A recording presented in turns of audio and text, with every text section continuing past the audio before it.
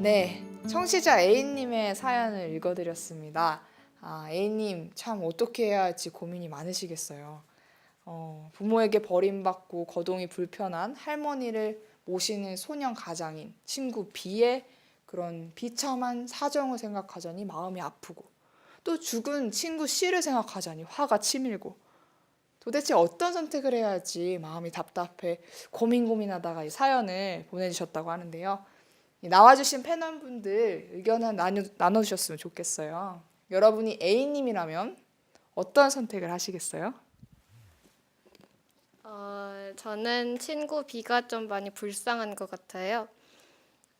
잘못을 눈 감아줘야 한다고 생각을 해요.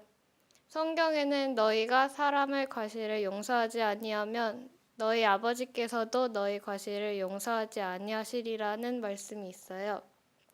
그리고 주기도문에는 우리가 우리에게 죄 지은 자를 사하여 준 것 같이 우리 죄를 사하여 주옵시고라는 말씀도 있어요.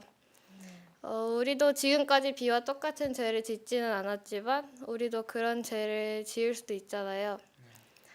죄를 뉘우친다고 말하는 B를 믿어주고 한 번 더 기회를 줘도 괜찮을 것 같다고 생각을 해요.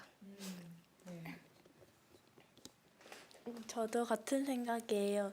예수님께서 성전에 가셨을 때 서기관들과 바리새인들이 가늠한 여자를 잡아와서 모세는 율법에 이러한 여자를 돌로 치라고 명하였거니와 선생은 어떻게 말하겠나이까? 라고 물었어요.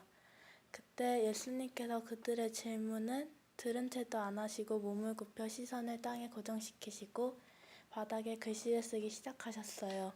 바닥에는 그들이 감추고 싶었던, 영원히 숨기고 싶었던 그들의 죄가 쓰여 있었어요. 그래서 서기관들과 바리새인들은 너무 놀랍고 부끄러웠죠. 예수님께서 너희 중에 죄 없는 자가 먼저 돌로 치라고 말씀하시자 그 말씀을 듣고 여자를 고소하던 사람들은 다 도망갔어요.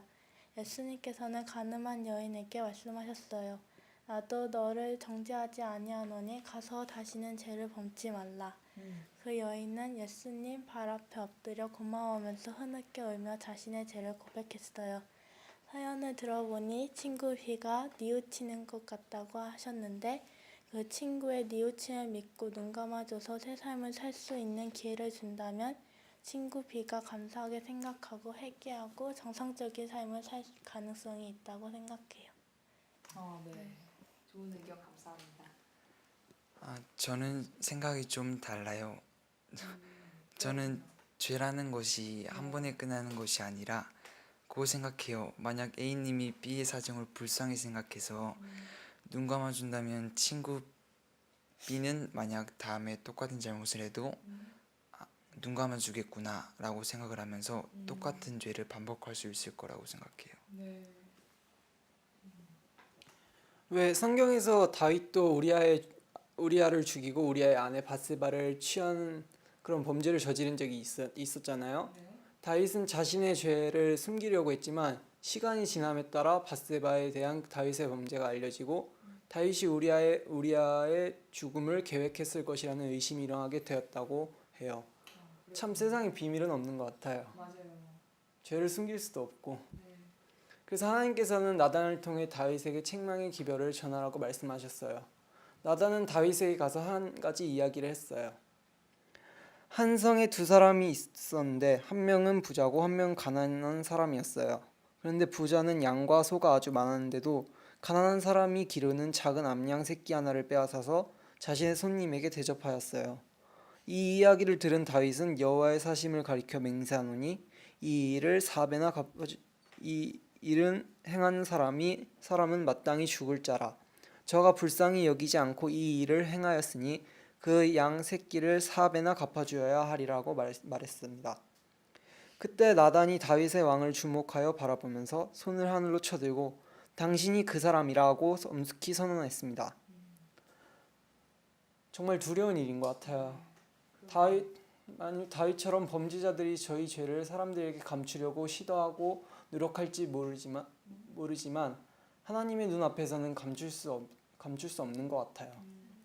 마태복음 10장 26절에 보면 감추인 것이 드러나지 않을 것이 없고 숨은 것이 알려지지 않을 것이 없느니라. 이렇게 성경에 나와 있죠. 결국 A님이 친구 B의 죄를 말하지 않아도 죄는 감출 수 없는 것 같아요.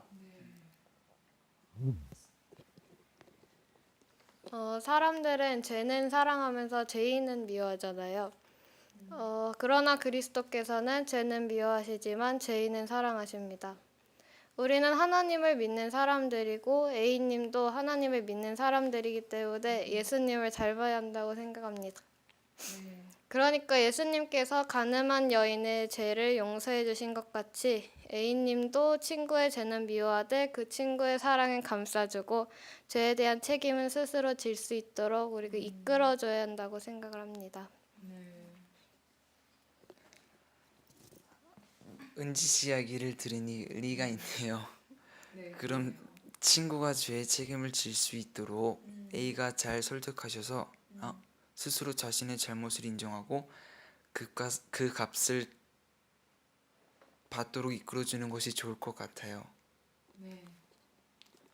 그럼 자수를 할 수 있도록 설득하라는 말씀이신가요? 네. 다른 분들은 어떻게 생각하시나요? 이거 정말 좋은 방법이라고 생각하는데요, 저는. 그래요.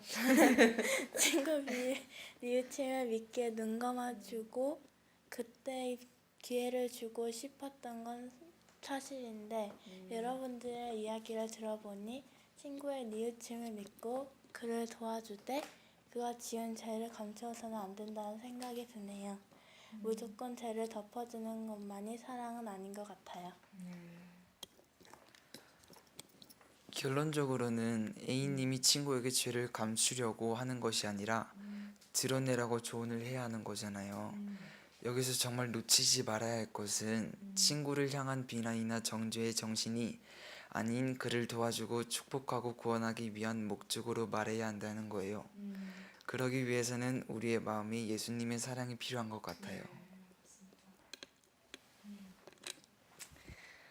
참 이 양쪽의 의견이 참 조화롭게 어우러진 것 같네요. 이 친구분이 스스로의 죄를 인정하고 본인이 지은 죄의 책임을 치를 수 있도록 A님이 예수님께 간구하면서 잘 설득하시면 좋겠습니다. A님께 성령께서 지혜와 사랑을 부어주시길 저희도 기도하겠습니다. 좋은 의견 나누어 주신 패널 여러분들 감사합니다. 하늘 라디오 청취자 여러분, 주님과 동행하는 행복한 하루 되시길 바랍니다. 감사합니다.